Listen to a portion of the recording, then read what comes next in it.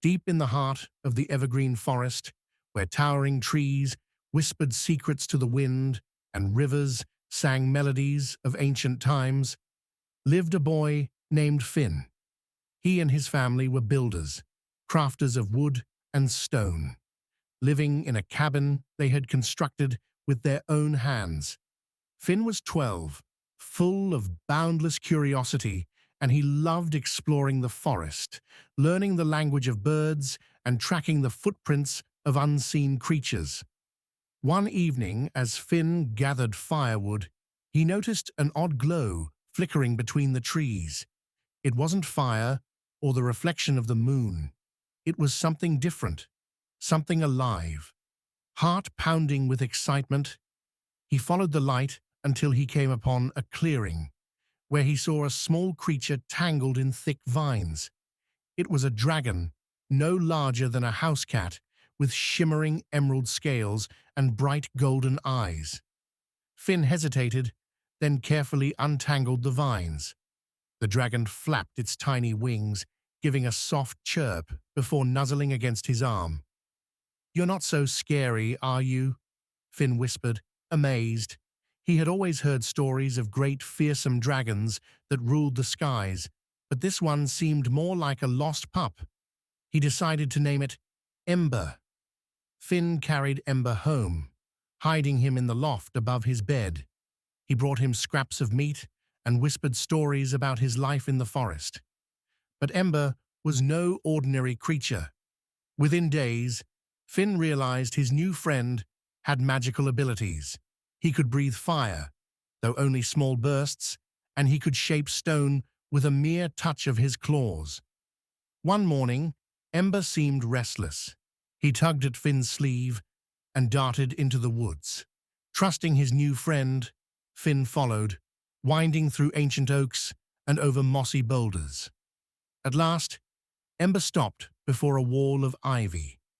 When Finn pulled the vines aside, he discovered a massive stone door covered in intricate carvings. With a small puff of fire, Ember traced his claw over one of the symbols.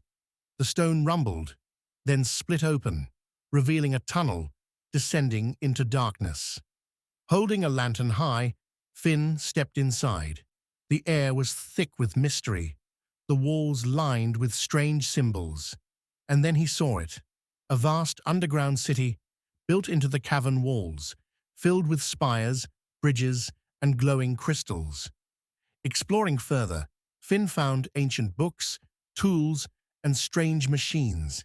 It became clear. This city had once been home to dragon riders, humans who had lived alongside dragons in harmony. But something had driven them away. Ember suddenly let out a sharp cry, his golden eyes filled with warning. Finn turned just as the ground trembled. From the shadows emerged a creature unlike anything he had ever seen. A stone golem, its eyes burning with a red glow. Finn ducked as the golem swung a massive arm, shattering part of the stone wall. Ember took flight, circling above, before blasting a small jet of fire at the golem's chest. The creature staggered, revealing a glowing gem embedded within. Thinking quickly, Finn grabbed a loose piece of wood and wedged it under the gem, prying it free. Instantly, the golem froze before crumbling into dust. Breathing heavily, Finn stared at the gem in his hand. It pulsed with raw energy, ancient magic. What had he just uncovered? And what other dangers lay ahead? Returning home, Finn told his family everything. They were astonished, but believed him. Together, they decided to rebuild part of the underground city, using Ember's magic and their own skills as builders. Word spread among the animals and creatures of the forest, and soon others came, wandering craftsmen, seekers of magic, even a few friendly dragons. The ruins became alive again, not as a hidden relic of the past, but as a thriving new village where humans and dragons coexisted. Finn, once just a boy gathering firewood, became a legend, the boy who awakened the forest of dragons and brought magic back to the world.